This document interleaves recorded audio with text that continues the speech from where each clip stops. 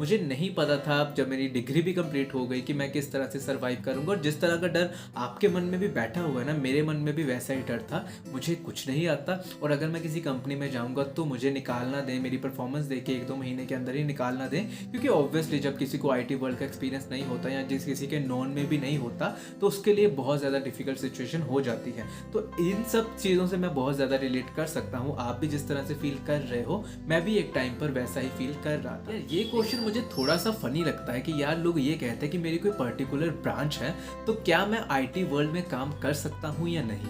Specially जैसे कि बहुत सारे लोग ऐसे होते हैं जो कि मैकेनिकल बैकग्राउंड के होते हैं और वो ये चीज़ सोचते हैं कि क्या मैं आईटी वर्ल्ड में जाके काम कर सकता हूँ या नहीं। सच में बताऊँ, आईटी वर्ल्ड में कोई भी काम कर सकता है। ये भी मैं अगर आपको कहूँ कि अगर आप +2 पास होकर भी आईटी वर्ल्ड में जाके काम कर रहे हो ना, तब भी आप आईटी वर्ल्ड में सर्वाइव कर सकते हो। इतनी ज़्यादा अपॉर्चुनिटीज़ होती हैं आईटी वर्ल्ड में कि आप वहाँ पे बहुत इजीली सर्वाइव कर सकते हो। लेकिन हाँ, आपके अंदर लर्न करने की डिटर्मिनेशन होनी चाहिए। क्या क्या नई नई चीज़ें सीखें, नई नई टेक्नोलॉजीज़ को जाकर एक्सप्लोर करें, ये सब चीज़ सीखने की क्षमता आपके अंदर होनी चाहिए। मैं अगर आपको पर्सनली बताऊं तो मैंने बहुत लोग ऐसे देखे हैं जो कि मैकेनिकल बैकग्राउंड के होने के बावजूद भी कोडिंग इतने अच्छे तरीके से करते हैं कि कभी कभी तो सीएससी वालों को भी टक्कर दे रहे होते हैं। सच में मैंने ऐसे एग्जांपल्स देखे। मेरे जूनियर्स बहुत ज़्यादा ऐसे थे जो कि मैकेनिकल बैकग्राउंड के थे और वो मुझसे ये चीज़ कहते थे कि सर हमें बहुत ज़्यादा डिफ़िकल्टी आ रही है ये सब चीज़ें करने में। तो मैं उनको बताता था कि भाई, जब मैं भी इलेक्ट्रॉनिक्स और कम्युनिकेशन से पढ़ा हूँ, जब मैं भी अपने कॉलेज टाइम पे था तो मैंने कोडिंग का सी भी नहीं पढ़ा था। मुझे नहीं आती थी बिल्कुल भी कोडिंग। लेकिन हाँ, after I getting into the IT world, तो आईटी वर्ल्ड में आने के बाद मैंने धीरे धीरे सारा कुछ स्टार्ट किया। और धीरे धीरे अब मैं उनको भी यही चीज़ की एडवाइस देता हूँ कि बैकग्राउंड भूल जाओ। जो भी आपने 4 साल में डिग्री में किया उसको भूल जाओ। यहाँ पर आकर फिर से एक नई स्टार्ट करो। आप डेफिनेटली आईटी वर्ल्ड में कोडिंग का भी लेवल कर सकते हो। देखिए, आईटी वर्ल्ड में अगर आप आओगे, अगर आपको कोडिंग से बिल्कुल लेना देना नहीं है, देन उसके अलावा भी बहुत ज़्यादा काम है जो कि मैंने पहले भी काफ़ी ज़्यादा वीडियोस बनाई है। मैंने बताया है कि क्या क्या काम हो सकते हैं। अब जैसे कि एक टेस्टिंग प्रोफाइल देख लो। टेस्टिंग प्रोफाइल में बहुत ही मिनिमल से कोडिंग की ज़रूरत होती है अगर आप ऑटोमेशन में जा रहे हो तो। लेकिन अगर आप ऑटोमेशन में भी नहीं जाते, तो अगर आप मैनुअल में ही काम कर रहे हो तो आपको कोडिंग की ज़रूरत भी नहीं पड़ती। मैनुअल टोटली डिफरेंट थिंग है जो कि आप एज ए मैकेनिकल इंजीनियर भी उसको लर्न कर सकते हो। इसके अलावा अगर मैं मेंटेनेंस डोमेन्स की बात करूं तो उसमें भी बहुत ज़्यादा चीज़ें आ जाती हैं जो कि शायद आपके कॉलेज टाइम में आपको बिल्कुल भी सीखने को नहीं मिली होंगी। लेकिन once you join a company, आपको उसके रिलेटेड 2-3 महीने की ट्रेनिंग दे दी जाती है। और सच्ची में बताऊं, जब भी कोई किसी भी कंपनी में काम कर रहा होता है तो ऐसा नहीं सोच के करता कि मुझे पहले ही बहुत ज़्यादा नॉलेज है, मैं इसमें पता नहीं क्या ही कर दूंगा। हर कोई जब भी किसी कंपनी में जाता है तो ऐसे जाता है जैसे कि वो नूब हो, उसको कुछ भी नहीं पता। वो स्टार्टिंग से सब कुछ स्टार्ट करता है। तो हमेशा ये चीज़ दिमाग में रखिए कि जब भी आप किसी भी कंपनी में जाओ तो हमेशा सीखने के पर्सपेक्टिव से जाओ। ये मत सोचो कि मुझे ये आता है और मैं वहाँ पे ये चीज़ जाकर इम्प्लीमेंट करूँगा। हमेशा ये चीज़ सोचो कि मैं वहाँ पे ये चीज़ सीखूंगा और उसके बाद इसको इम्प्लीमेंट करूँगा। आपको कभी भी प्रेशराइज फील नहीं होगा। और किसी भी स्किल सेट को सीखना कोई बड़ी बात बिल्कुल भी नहीं होती। हर एक इंसान स्किल सेट सीख सकता है, सिर्फ उसको कंसिस्टेंसी की ज़रूरत होती है। मान लो कि अगर आप एक मैकेनिकल डिपार्टमेंट के हो, मैकेनिकल तो छोड़ो, आप किसी भी और डिपार्टमेंट के हो, आपको पता ही ना हो कि आईटी वर्ल्ड में होता क्या है, आप किसी भी कोडिंग लैंग्वेज का नहीं पता, आपने कभी C++, जावा, पाइथन का नाम भी नहीं सुना, फिर भी मैं आपको ये चीज़ कहूँगा कि आप स्टिल इन सब चीज़ों को लर्न कर सकते हो। किसी भी स्किल सेट को लर्न करना कोई भी बड़ी बात नहीं होती। बच्चे से बच्चा, बड़े से बड़ा उस स्किल सेट को लर्न कर सकता है अगर उसमें कंसिस्टेंसी होती है। तो आपने 4 साल की डिग्री निकाल ली तो ऑब्वियसली आप में कुछ तो बात होगी ना कि आपने डिग्री ले ली तो आप थोड़े बहुत इंटेलिजेंट होंगे ना कि यार कंसिस्टेंसी दिखाकर कुछ भी लर्न कर सकते हो। हाँ, कईयों का इंटरेस्ट अलग होता है, कईयों को कोडिंग में इंटरेस्ट नहीं होता तो वो सोचते हैं कि कुछ अल्टरनेटिव, कुछ और चीज़ करें। और आईटी एक ऐसा वर्ल्ड है जिसमें बहुत ज़्यादा और चीज़ें भी आती हैं।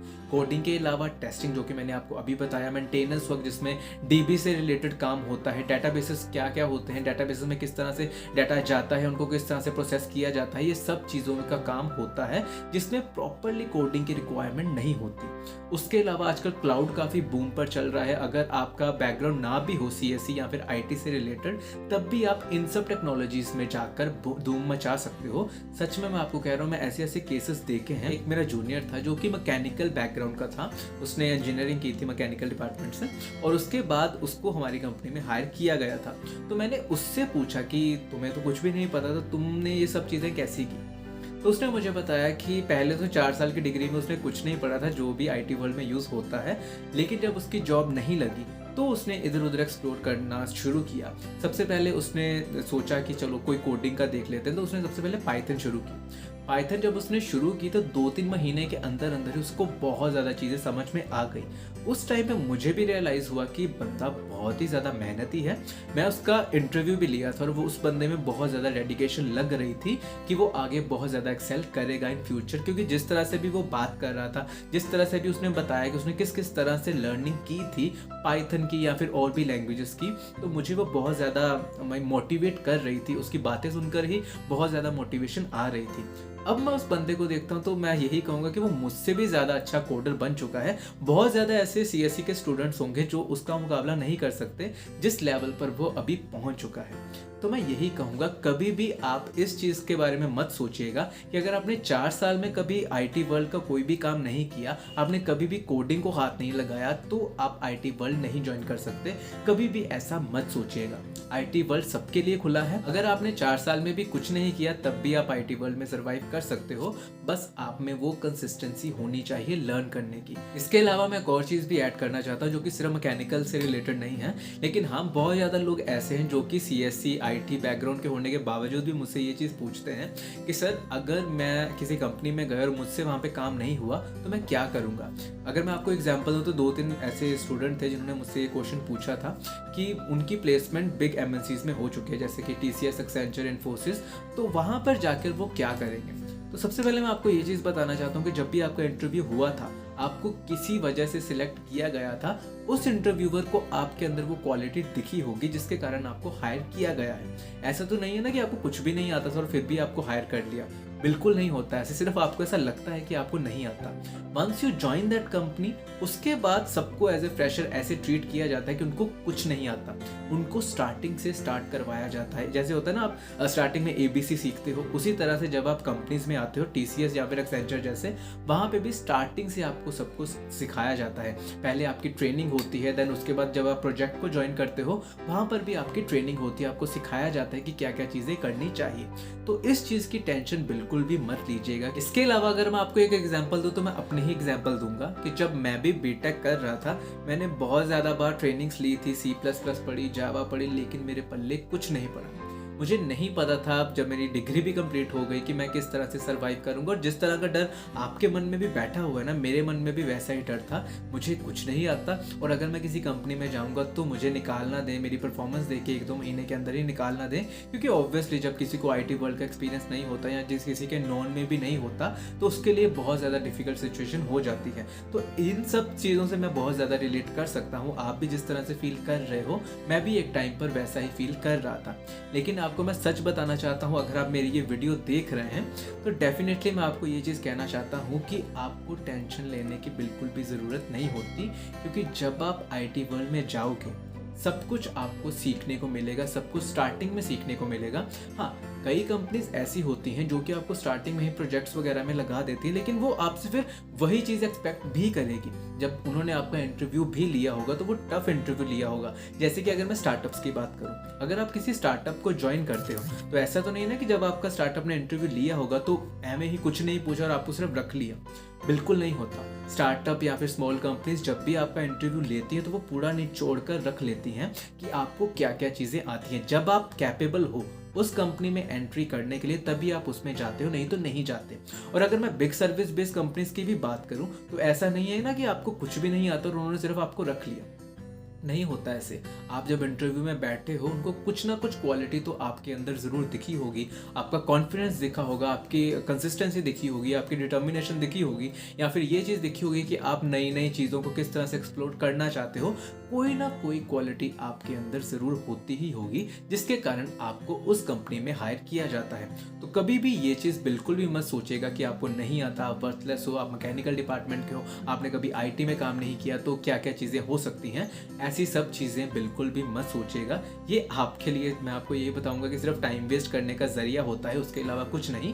सिर्फ आपको ये चीज़ सोचने की ज़रूरत होती है कि मैं कंपनी में जाऊं कैसे, कंपनी में जाकर काम किस तरह से करूं। That's it. उसके अलावा किसी चीज़ की टेंशन लेने की ज़रूरत नहीं है।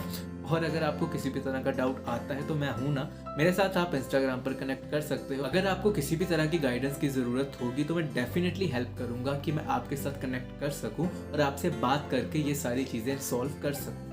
इन दी एंड मैं आपको बस यही चीज़ कहना चाहता हूँ कि किसी भी बंदे का कोई भी डिपार्टमेंट हो, ज़्यादा फर्क नहीं पड़ता। हाँ, किसी भी कंपनी को जब आप ज्वाइन करते हो तो उसकी एलिजिबिलिटी क्राइटेरिया को देख लीजिएगा ध्यान से। कईयों ने लिखा होता है कि उनको 60% से अबव मार्क्स चाहिए, कईयों को होता है कि उनको प्रॉपर CSE का बंदा ही चाहिए या फिर EC का बंदा चाहिए या फिर IT का बंदा चाहिए। तो ये सब चीज़ों के बारे में देखो, लेकिन हाँ, इन जनरल हर एक कंपनी में इसकी एलिजिबिलिटी अलग अलग होती है, तो आप उसी तरह से अप्लाई कीजिए, यहाँ पे आप जा सकते हो। अब मैं ऐसा नहीं कहूँगा कि अगर आप मैकेनिकल डिपार्टमेंट के हो तो आपकी हर एक कंपनी में प्लेसमेंट हो जाएगी। कभी कभी कई जगह पर नहीं भी होती, क्योंकि कई जगह पर प्रॉपर उन्होंने मेंशन करा होता है कि CSC की डिग्री चाहिए, तो उन केसेस में आप उस कंपनी में अप्लाई नहीं कर सकते। लेकिन हाँ, बहुत ज़्यादा करोड़ की संख्या में मैं आपको बताऊं कंपनीज हैं इंडिया में। एक कंपनी से अगर आपकी सिलेक्शन नहीं हो रही, अगर आप वहाँ पे एलिजिबल नहीं हो, तो उसके अलावा भी बहुत ज़्यादा कंपनीज, आप किसी भी कंपनी में अप्लाई करके अपना IT वर्ल्ड का करियर शुरू कर सकते हो। That's it. इसी के साथ मैं आपको ये चीज़ कहना चाहता हूँ कि अगर ये वीडियो आपको अच्छी और इन्फॉर्मेटिव लगी हो तो इस वीडियो को लाइक और शेयर करना बिल्कुल भी ना भूलिएगा। इसी के साथ अगर इस वीडियो ने आपको थोड़ा बहुत भी मोटिवेट किया हो तो मेरे चैनल को सब्सक्राइब करना बिल्कुल भी मत भूलिएगा। मैं आपको ऐसे ही वीडियोस और भी इन फ्यूचर लाकर ज़रूर दूंगा। इसी के साथ आज के लिए बस इतना ही, फिर मिलते हैं अगली वीडियो में। धन्यवाद।